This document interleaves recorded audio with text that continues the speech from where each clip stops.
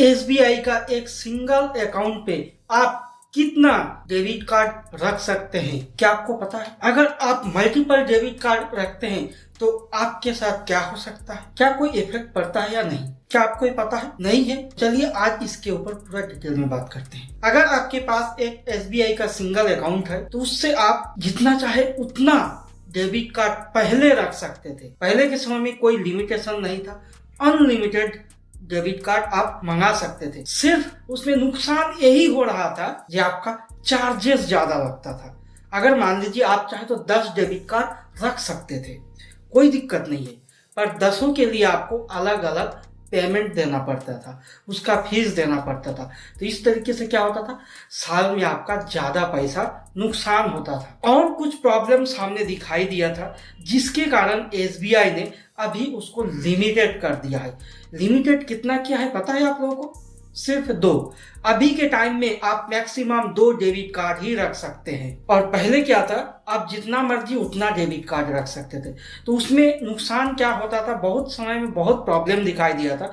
मान लीजिए आपके पास कोई डेबिट कार्ड है, वो खो गया, ठीक है, और आपने उसको कुछ किया नहीं, मतलब क्लोज नहीं करवाया, सिर्फ उसको टेम्पोररी ब्लॉक करके रख दिया है, तो उसमें क्या होता था, सालों साल आपको चार्ज कटते जाता था। पर वो आपको जो कोई एक रीजन के कारण आपने कोई कार्ड को तोड़ के फेंक दिया, वो भी एक्टिव रहता था। उसमें भी क्या होता था, आपको सालों साल चार्ज लगते जाता था। इसी तरीके से बहुत सारे लोगों के साथ ये प्रॉब्लम आ रहा था, क्योंकि उस समय में सबको इतना ज्यादा अवेयरनेस नहीं था कि क्या करना चाहिए, नहीं करना चाहिए। तो इसके बाद स्टेट बैंक ने इसका एक निर्णय लिया कि आपको मैक्सिमम 2 डेबिट कार्ड ही दिया जाएगा।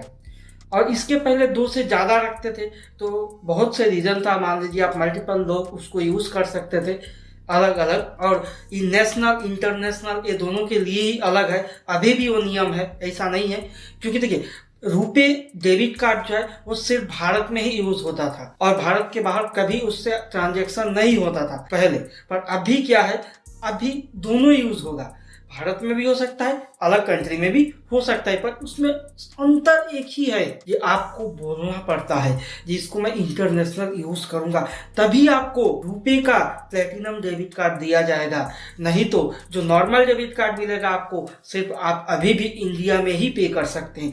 देखिए होता क्या है, जो बहुत से लोगों के पास कार्ड आता है, डेबिट कार्ड आता है, तो उन्हें पता ही नहीं है ये कहाँ यूज होता है, क्या क्या रूल्स रेगुलेशन है, कुछ पता नहीं है। वो सिर्फ डेबिट कार्ड को यूज करते हैं और बहुत समय उन लोगों से फ्रॉड हो जाता है इंटरनेशनल ट्रांजैक्शन के लिए। इसीलिए रुपे कार्ड को मानिए तो बढ़िया है, जिसको ज्यादा कुछ नॉलेज नहीं है तो वो रुपे कार्ड यूज करे, कोई दिक्कत नहीं है। और जब आप अकाउंट को ओपन करते हैं तब आपके लिए सिर्फ एसबीआई का क्लासिक डेबिट कार्ड ही पहले अप्रूव करते थे और दिया जाता था। अगर आप चाहे तो ग्लोबल और प्लेटिनम दोनों कार्ड ले सकते हैं, कोई दिक्कत नहीं है। पहले मल्टीपल आप 10 ले लीजिए, 20 ले लीजिए, जितना मर्जी उतना ले सकते थे, पर अभी वो उसका खेल खत्म हो गया है। सिर्फ आप 2 डेबिट कार्ड ही अपने पास रख सकते हैं। अगर आप ज्यादा रखना चाहे तब भी नहीं होगा, क्योंकि अभी का रूल्स यही है। और जितने लोगों को एसबीआई में अकाउंट है, कमेंट करके बताइएगा आप कितना डेबिट कार्ड एक साथ रख रहे हैं, एक या मल्टीपल। देखिए हर एक का डेबिट कार्ड रखने का रीजन होता है। रीजन क्या होता है वो तो आपको ही पता है, क्योंकि मैंने तो 2-3 एग्जांपल दिया। ये तरीके के कारण स्टेट बैंक ने अभी लिमिटेड कर दिया है, जो आपके पास इतना ही डेबिट कार्ड रहेगा, उससे ज्यादा नहीं रह सकता है। और एसबीआई डेबिट कार्ड के रिगार्डिंग आपका कोई भी सवाल हो तो कमेंट बॉक्स में कमेंट करके पूछ सकते हैं, मैं जरूर रिप्लाई दूंगा। अगर ये वीडियो बढ़िया लगेगा तो वीडियो को लाइक कीजिएगा, चैनल को सब्सक्राइब करके बेल घंटा भी दबा दीजिएगा, जिससे मैं कोई भी वीडियो अपलोड करूँ तो उसका नोटिफिकेशन आप लोगों के पास पहुंच जाएगा। तो इस वीडियो में इतना ही, चलिए मिलता हूँ कोई नई वीडियो में।